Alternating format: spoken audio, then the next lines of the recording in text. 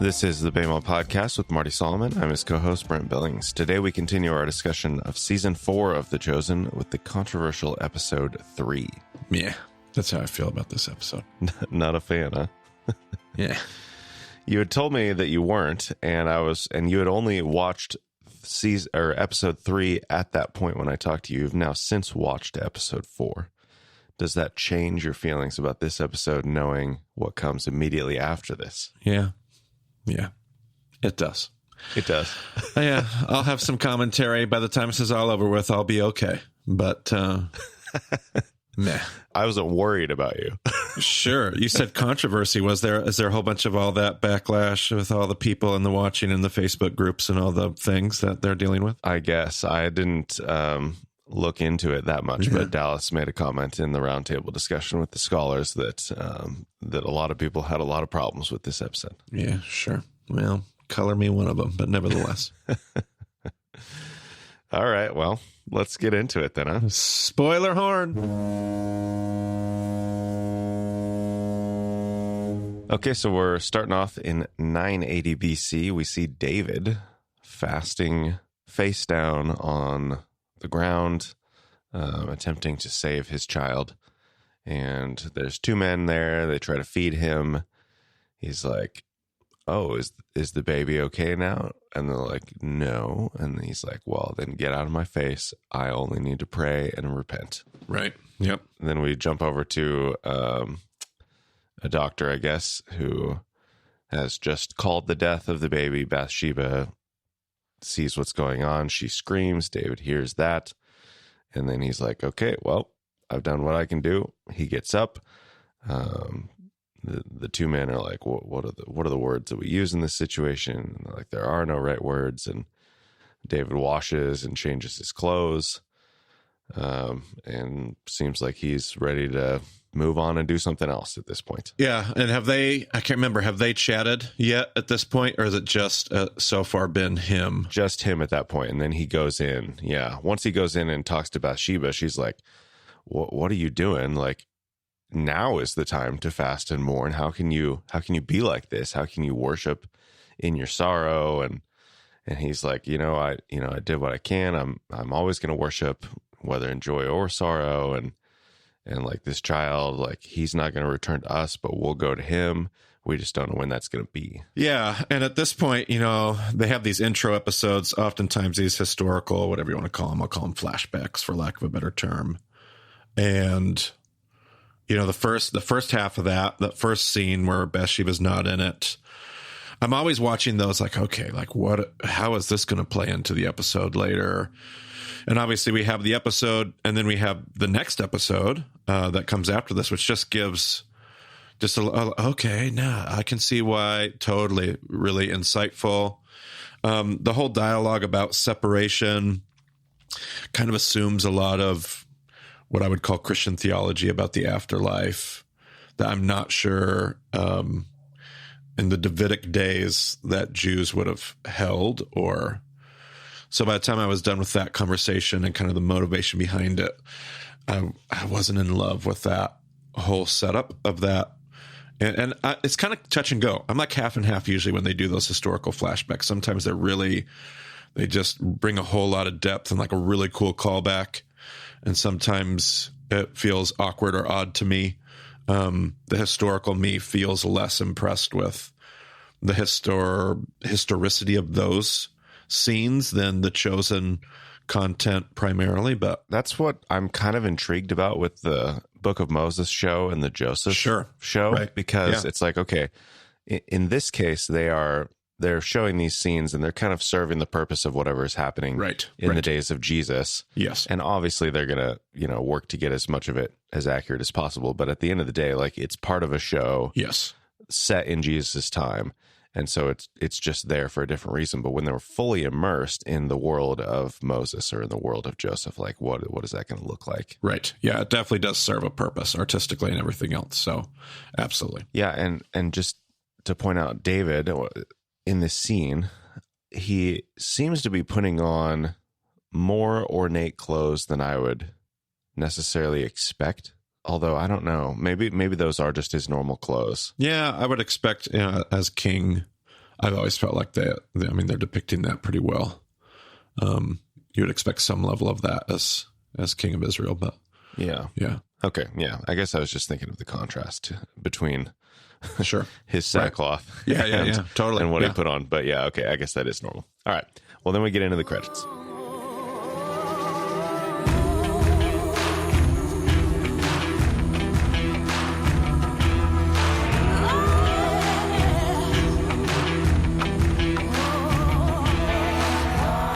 From there, we have Quintus. He's counting something with an abacus, I guess. I'm not even. I don't know what else it would be, but I was under the impression that an abacus was something that laid down flat and had like these different sections, but his was vertical and also didn't have like different sections, but did have different colored beads. So it seems like it served the same purpose, but it was a curiosity a little bit. Very interesting. I always assumed an abacus stood up straight. So who knows? I don't know. Well, who knows? Yeah, I guess there's it's one of those things. My assumption is that they're just having it set up like that so that you can have the shot of his face and see what's going on. Sure. With the numbers at the same time. But maybe there's something to it, and like that was just the way the Romans did an abacus. I don't know. He's using a Roman calculator. Yeah, right. So either way, he gets upset and he throws the whole thing to the ground, along with everything else on his desk. He goes out on the street. He starts stirring everything up. The soldiers look around like, what in the world is happening? And Julius comes up to him and he's like, hey, your helmet. And he throws the helmet to the ground.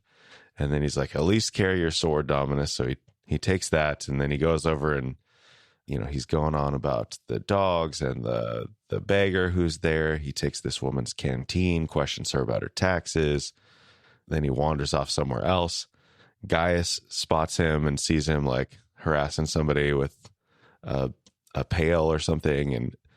And Gaius mutters Hades and Styx, which I thought was funny. Sure. I don't know what Styx is. The subtitle spelled it Styx. Yeah. Is that a Roman god? No, it's the river Styx that leads to Hades. It's where when you die, you have to cross the river. The barge. The barge man of the river Styx is the one that takes you into the afterlife. I did not remember that. Okay, well, that was great. But Gaius goes up and he's like, hey, what's going on? And he's like, if you have any orders, like we'll carry him out. And Quintus takes him and shoves him against the wall, lectures him, threatens his new position as a preemie, and he's like, I'm not going to lose my job because I hastily promoted some Germanic tax collector escort, which I assume was supposed to be like kind of a little bit of a racist comment based on where Gaius is from or something. I'm not sure. Yeah, sure. Yeah. Yep. But yeah, just like, man, Quintus is showing his true colors here. Yeah, he's definitely losing his mind. And at this point, I wasn't really sure how to feel about that, but it was definitely, he had found a breaking point. So there you have it. Yeah. And I guess I don't know.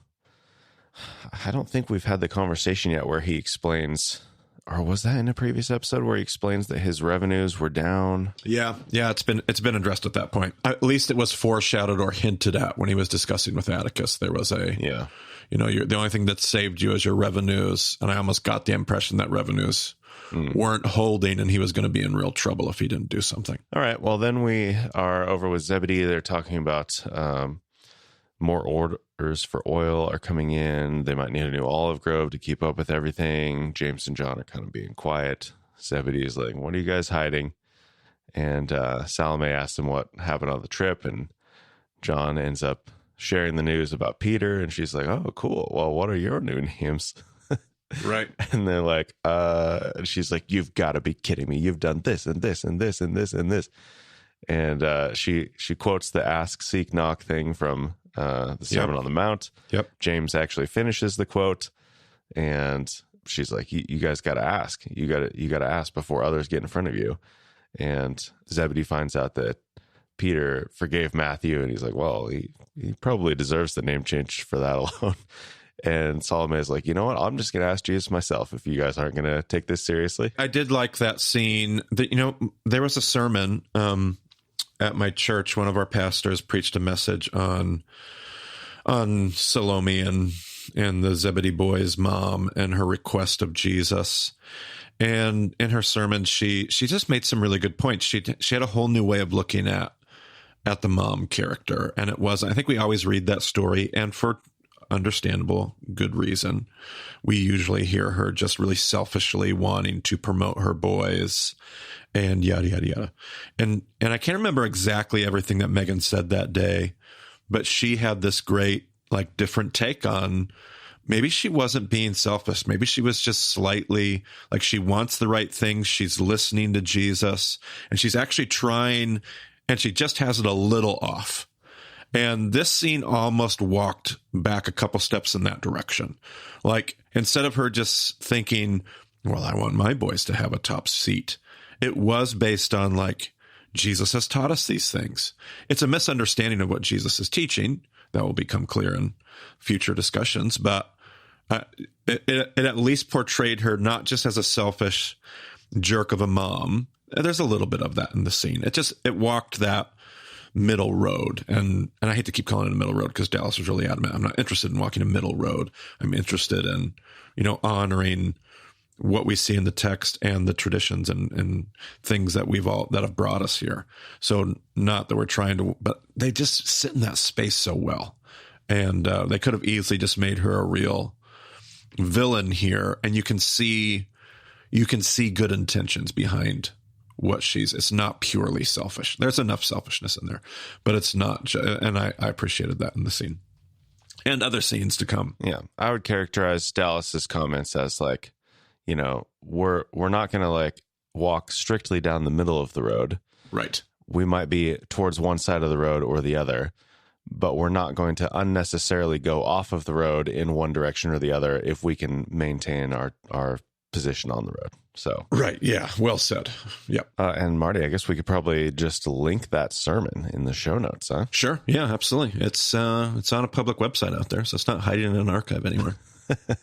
Okay, well, I'll make it easy on people. I'll throw the link in there. So then we see John is coaching Thomas as he's getting ready to eat with Rama, to take her out, and they start to move that direction, and they're like, oh, we need the chaperone, and Nathaniel tells John that he's an unreliable chaperone, calls Andrew over, and then we're out in a little field, and Thomas is telling Rama that almost everything's in place, but there's one thing left to do. Gives her the sundial, says it's something he had in mind even before the wedding at Cana, which was surprising to her. And he's like, oh, this is for our future home. They lean in towards each other, and Andrew breaks it up. And then Thomas makes the comment that they'll be together until the end of time. Just a lot of foreshadowing going on in these comments. I mean, I don't know if that's necessarily foreshadowing, but just like, sure. After the fact, you're like, oh, wow. But Rama says she had sought some advice from Eden and says that she wants them to learn from Peter and Eden's miscarriage experience. And yeah, I don't like looking at all of these comments after the fact, knowing what happens, even just later this episode, is kind of interesting. Sure. Yep. But then we're over with Akiva. He is relaying the edict about Jesus to a room full of people in white robes, which was interesting. I don't know what that means, but Jairus is out listening in the hallway and like trying to figure out what he's going to do. But yeah, what do we know who those people would be? Like what? No. Like, does that represent something that we know about? Yeah, not that I'm aware of. It could be, I'm sure they have, just knowing the team and the work that they've done, I'm sure there's some reference that I'm unaware of. I don't know if lawyers, like who would he be giving that edict to and why would they be in white necessarily? I did just find that interesting. Is that what they have determined? No, it wouldn't be students. It would, I don't know. Honestly, I have no idea, but I'm sure there's probably something. Yeah. Well, then we're back with Jesus and the disciples. Eden and Mary are getting some food ready for Jesus as he's preparing to preach. He says there's tension. I thought this line was really interesting. Jesus said that there's tension in the atmosphere because of the pilgrims are Pharisees and even the Romans. There's growing tension in Capernaum. The Pilgrims, our Pharisees, even the Romans. And I must ensure that they are listening to the right voice. They are being led poorly. Like it's not like us versus them. Like they're part of us. Yeah, but right. there's tension. Yep. Yeah, he identified with the group. Yeah, absolutely. And then James and John are arguing about how and what exactly to ask Jesus, and they agree at this point not to ask in front of anyone else, which is right. Like, yeah, that would have been a good idea. But Peter's checking in with Matthew. Matthew's nervous about the sermon because Gaius gave him this warning about, potential problems, and Peter ultimately says, like, it seems like it's not a good idea, but I didn't think a lot of things were good ideas, and kind of, taps Matthew on the shoulder, and he's like, but it turned out. Yeah, there's a you can sense a switch in Jesus's. I'm not just going to call it strategy for strategy's sake, but his ministry, there were these turning points in the last season where, like, the ministry has now changed. We've gotten the ball rolling. You can't undo this. We're now headed towards Jerusalem, essentially, is what's going to happen in this episode and the next. And it's just changed Jesus's posture, where he now, like, his statement was, I have to preach because of the circumstances. Where before he's been like, well, I mean, we're not going to just go blow things up, and not literally, just we're not going to go, socially make a scene or any of those. And now he's like, well, there's actually tension. It's being caused by this. And now we have to actually confront this. We have to say something. So you can feel that change in how the atmosphere and the ministry around them is changing, for sure. Yeah. And then we have Shula finding Jesus. She shares that the edict is out there, and Jesus is like, okay, I'll be direct with the Pharisees today. And then he sees the blind man, Uzziah, and they're like, well, he's been blind since birth. He was a friend of Shula's growing up, and Big James is sent off to get some water. Shula's like, hey, you realize it's Shabbat today, right? And I think obviously she knows that he knows that, but she's just like, that's her concern. And so she's just like, hey, are you sure about this? And he's like, oh yeah. So she introduces the two of them. And then, obviously, first of all, we're in Capernaum, but all of the dialogue from this is coming from John 9. So there's like some interesting like things that they're combining here with these stories. Sure. Yeah. Yep. In John 9, it's the disciples ask about who sinned. Sure. In this case, it's just somebody standing by. Although I did notice he's in the group when they're walking on the path later. Ooh. So whether it's because of this story that he becomes a disciple, or he already kind of is, and that's why he's hanging around. He's not one of the 12 apostles, but he is one of the larger. That's 70. I love Jesus' comment about it'll make this more fun. Like, yeah, it's Shabbat. It'll make this more fun. Yeah. I know exactly what I'm going to walk into. And I loved his joke about, oh, you weren't expecting to see me. And they make a crack about that's never going to get old. Yeah, it's pretty good. Lots of like, good moments that just like bring a little bit of levity to this relatively heavy episode. Yeah, and things spun real quickly in this scene because I was like, man, Jesus is kind of lighthearted. Like, he's cracking jokes about it being more fun, but it did not take long, and it wasn't an awkward transition. All of a sudden, he's getting very passionate about we're running out of time. Like, we have to do this while, and like you said, that reference out of John 9, like you have to work while it's light. You can't work while it's dark. There's only so many daylight hours, and we're running out of time. This has to be done now. And he starts to get more and more passionate, which will lead to where this whole scene is going. We have Rabbi Josiah. He's watching over from the side, and then Jesus starts making the mud. And to me, it doesn't seem like there's enough saliva to actually make that much mud, but also it's kind of like a dry mud as he rubs it on the guy's face. So I guess it doesn't necessarily take that much. But Rabbi Sobel pointed out in the round table that there is a tradition. I don't know if he said whether it was a Talmud thing or where he said this was from, but he said there's some sort of tradition about when there's a question of who the firstborn is for whatever reason, there's something about saliva, and you take saliva from the two sons who are in question, and it's not somebody who's blind, but somebody whose sight is not as good as it used to be. And you put some saliva in each of the eyes, and whichever eye improves more, that proves who the firstborn was. So his theory is like maybe Jesus was playing off of that idea and like proving his like firstborn of all creation kind of thing. I don't know. Totally speculation on his part and whatever, but I hadn't heard that before. That was interesting. Yeah, I have heard that before, and not from him. I believe it comes from Talmud. I can't remember the date on it, but it's definitely in there. I've had other people talk about that.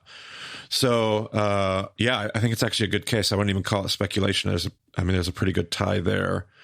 I think Josh's teaching back in session 6 about John chapter 3, a lot of conversations about firstborn.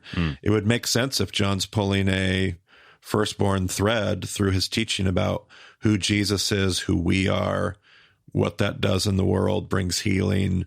I could see that absolutely be in there. I think that's and I had heard that before recently. And there was a quote, I saw the reference, and I'm almost positive it was in Talmud, about saliva and firstborn. I don't remember the details of like each eye necessarily, but I do remember the reference to firstborn and saliva. Yeah, absolutely. All right. Well, interesting. I do like the idea that John would be playing off of that, of course. But then James brings the bucket of water back, and, he's not going to go to the pool of Siloam from Capernaum. So he just washes in the bucket, and people start to notice that Jesus is doing things. The crowd starts to grow. The man opens his eyes and starts, looking around, and everybody's scurrying. The Pharisees, everybody. Josiah ends up taking the man to the synagogue pretty quickly. Like, he doesn't even wait around for very long. And then the crowd is like, show us another miracle.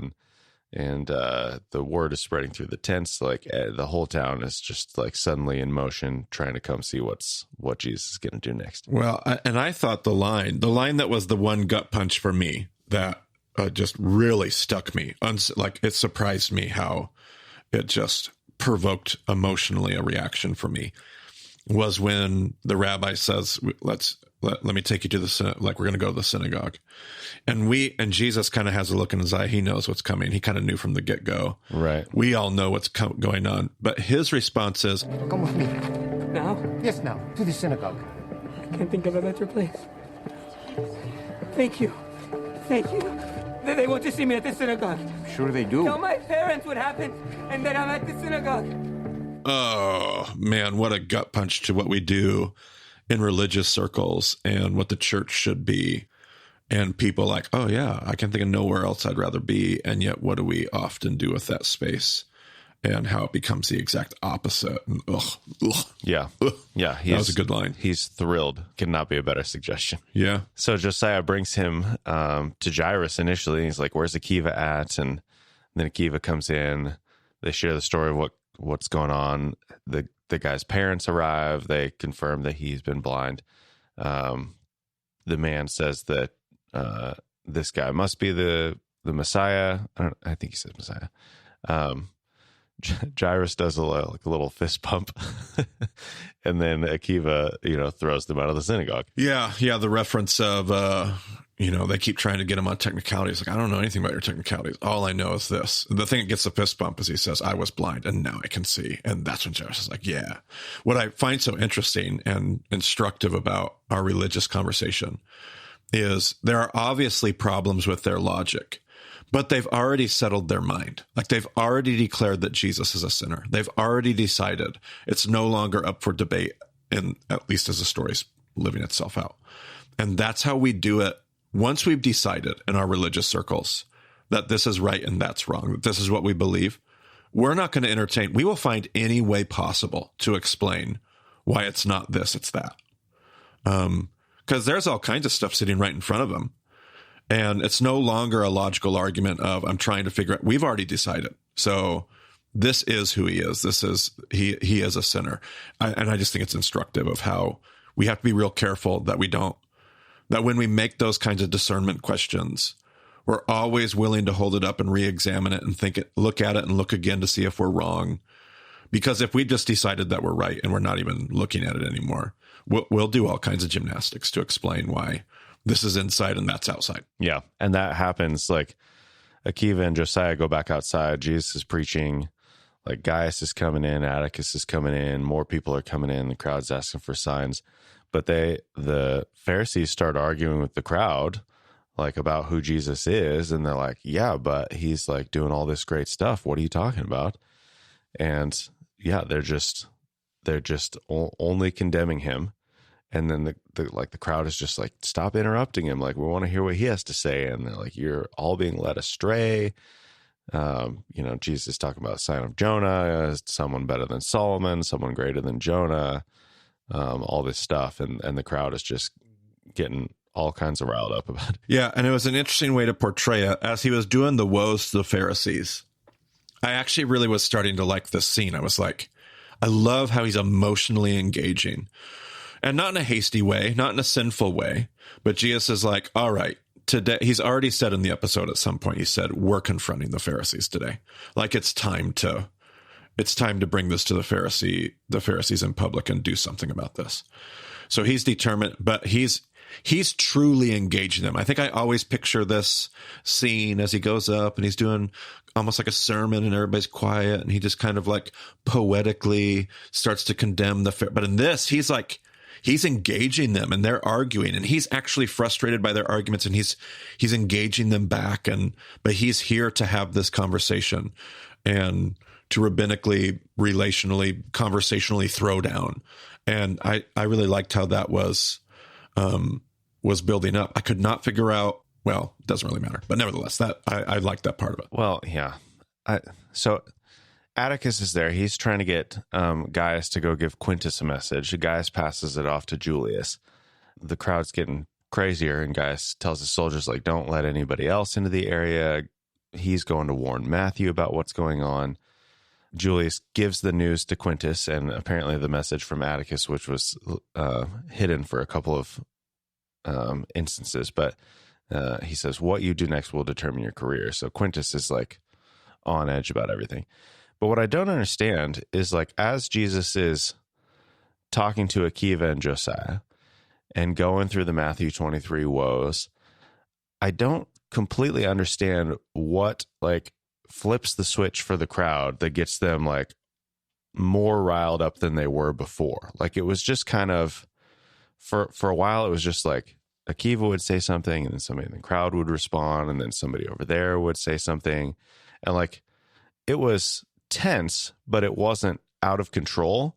And then there was just some moment where it, like, everything kind of seemed like everybody's talking all at once, everybody's pushing each other, and I don't completely understand what it was that made that shift. Yeah, part of the scene was depicted that, I mean, there's the woman that falls, and then, they say people are starting to get trampled.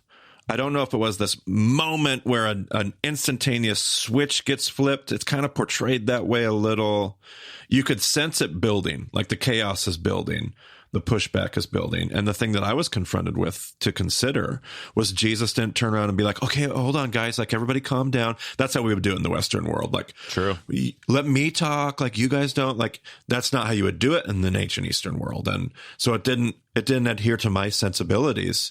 But yeah, and you're this increasing mob mentality of, no, we don't stand with this religious leadership that we know the bankruptcy, the spiritual bankruptcy that we're dealing with here.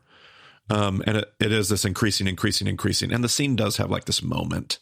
The woman falls, people start to get trampled, everything starts to get, and maybe that's what they're trying to portray as people start to get hurt. And now everything's getting amped up a whole lot more quickly. I could see that, I guess. Yeah. Just even when that happens, it doesn't seem like the crowd is pushing towards Jesus particularly hard. Like, it just, I don't completely understand the motivations of everybody in the scene. And there's a lot of people. So I don't know.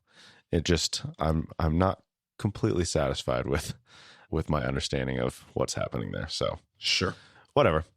Then we have Peter and Z and Thomas, and they're strategizing a way to get Jesus out of the situation. Thomas has Mary stay with Ramah because she's not willing to leave. Andrew's helping Thomas. Jesus is continuing the conversation this whole time. He comes back to I didn't come here for peace. I came here for division. Thomas finds their exit route. Atticus comes up and challenges Gaius to do something, and he's like, no, I'm just gonna stand back, and what if I don't do anything? And Atticus is like, oh, Right. you're more ambitious than I thought, but this is a huge gamble. One of you is not going to make it out of this Yep. Totally. situation. So then Quintus arrives and starts shoving through the crowd, and Quintus's demeanor in the crowd is totally different than anybody else who's moving through. Like, he is just violently aggressive. Like, he is making himself away. I obviously, like, I understand the motivations for that, but I think they actually portray that well. Like, there is a distinct difference between the way Quintus is pushing through the crowd and the way, like, the disciples are pushing through the crowd. Yeah, sure. Yeah. Good point. But Quintus tells Gaius to arrest Jesus, and he's like, nope. and then Quintus has Gaius arrested, and then tells everybody else to arrest Jesus. So Peter tells him, like, hey, time to go. They duck out. The soldiers take the Pharisees away from the crowd. I don't know exactly. I guess when Julius told Quintus the report, he's like, hey, the what did he say? The Pharisees have gotten into an argument with the crowd or something like that. Yeah. Or the crowd is something. I think Quintus came in and knows, like, oh, I don't exactly know what's going on here, but it has something to do with the Pharisees. So we're gonna break these two groups apart, at least, I guess. Sure. Yeah, totally. Because you don't see anything later. Like, you don't see them questioning the Pharisees or anything like that. So that's but I just noticed that the soldiers took the two Pharisees away from the crowd and back into the synagogue area. Yep. But then Mary and Rama are missing, so Thomas is searching for them. Thaddeus finds Mary. Quintus grabs Thaddeus and starts questioning him. And then the crowd shoves Quintus to the ground. And when he gets back up, he has his sword out. And then Thomas finds Rama. And this is another, like, I don't really completely understand what's going on here. Nope. Thomas leads her right past Quintus.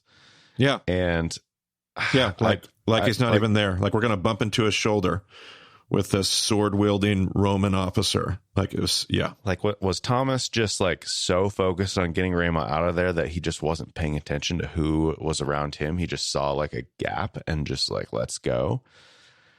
I don't know. I also don't really completely understand why Quintus would just stab her in the back. So, yeah, a lot of not, yeah. But Thaddeus actually kind of sees it start to happen and just can't get there in time. It looks like he like has this moment where he's like, oh, I have to stop him, but he can't stop him. So everyone's in shock. Rama falls. Quintus stumbles back. Atticus comes and takes him away. Big James draws a dagger and then, like, starts to charge forward, but John holds him back. Jesus hears all the commotion. He goes back. The scene at this point has, like, most of the sound has faded away and it's almost entirely music. But Rama charges Thomas to stay with Jesus no matter what. Like, that's all she wants. And then she dies. Thomas looks up and sees Jesus, begs for him to heal her. Jesus says it's not her time. And Jesus apologizes repeatedly to Thomas throughout the scene. And then Thomas sobs and screams, and I cry. In spite of all my other problems with this scene and, like, my confusion about everything that was going on, they still got me, Marty. They still made me cry. Well, hopefully you cried for both of us, because it didn't work for me. I think, like, Thomas's emotions are what got me. Like, I felt his tears and his, like, just his scream is not even, like, his cry, his, yeah, it just felt so authentic to me. And, yeah, it got to me. Yeah. So I'll talk about the two parts. The part that I hate and I love this scene. So I'll talk about, and not like together, but I hate it on one hand, and then I love it. So I'll talk about the part that I hate, and then I'll circle back around to some of the things that I love. This is a great example of what I was afraid The Chosen was going to do from the get-go. Now they've earned my trust, so everybody don't, like, I'm not rendering a judgment. Like, I'm going to be totally fine, and they've earned my trust, and I think we're all going to be all right. I was afraid. There's two routes you can take, and we've discussed this already in our commentary. You can do something that's like verse by verse, word for word, no drama included, no artistic license, just this robotic, and it doesn't work. And it's sucky and it's garbage. And Chosen has done a really good job of not doing that. They've added drama. They've developed characters. They've added backstory. And the whole time they've done it, it's been historically plausible. It's been, it could work right alongside of the narrative. It's backstory that even when I didn't see it that way originally, I'm like, okay, no, I can get on board with that, all that kind of stuff. This is such a sensational, dramatic scene that I'm just like, no, like what? I mean, this would be a huge. Now, Rhema's not a biblical character, like she's not in the biblical text, so they didn't pick a character that we knew. But and they're not suggesting that this happened historically. I get that, but as a viewer, like I'm thinking about the historical reality of this. I'm too much of a history nerd, Brent. That's why I hate it. As I'm like, you're telling me that the 12 and the handful of women or whatever had this unbelievably traumatic experience. Yeah. That would have deeply shaped them, changed the trajectory. No. This is the kind of sensational stuff that I'm like, I was afraid that this was going to happen. Now it's only happened once and I'm going to be okay. We're all going to survive. Here's the things I love. Is it historically plausible? Yes. And I love the reminder that this was the world that they lived in. They lived in a world where people died at the hands of Romans because they just were having a bad day. It's entirely historically plausible that people in the Havurah that followed Jesus would have been close to stories very similar to this and like this. That part I don't have a problem with.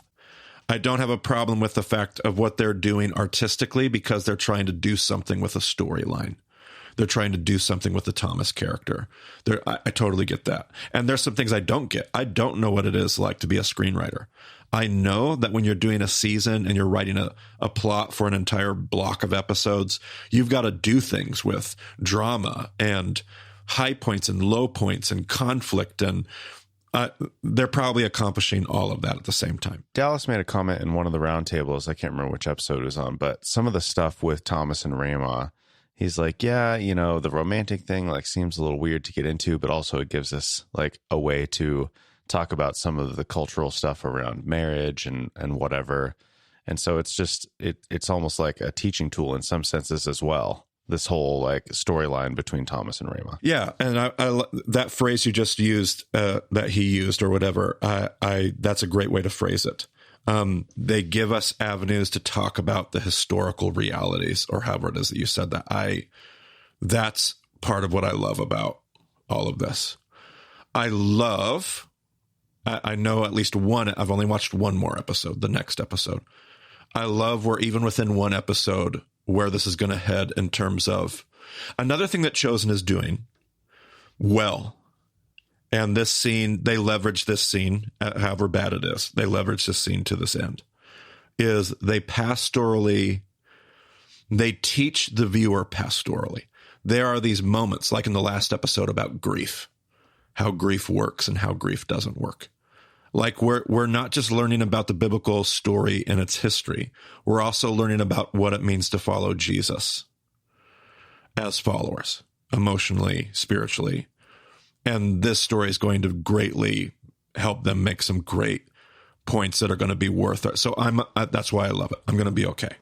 Hated the sensational part of it. It just very jerked me around in the history. I'm just too much of a history nerd. I'm watching Chosen as a student of history, looking at everything that I'm like, yeah, plausible. And then all of a sudden this like weird romance. I'm like, okay, I'm good with it. Like, who's to say they never, okay. And then all of a sudden they leverage it to go, boom, she gets murdered. I'm like, what in the world is going on? Like, I'm now being pulled into a part of the story that's not in the text, would radically change the historical arc. It's okay. I'm okay. We'll be all right. Yeah. Well, then we have the credits, and it's not even the normal music. It's just Yeah. It's not the first time they've done that either. They've had those weird episodes and they changed the music on us, and it's probably a great decision. Yeah. Yeah. I can't quite do the normal thing in the midst of Thomas's grief like that. Nope. I'm anxious to get into the next episode next week because I'll have much. We're back. Yeah. All right. Well, I'll just say people can go to BameOnAssumption.com. We do have an element in the show notes this week, so check that out if you want to hear Megan's take on Salome and, potentially different perspective on what she is trying to accomplish. That I haven't listened to that sermon myself yet, but I think I'm excited to check it out. So that link will be there, and everything else you need will be on the website as well. So thanks for joining us on the Bama Podcast. We'll talk to you again soon.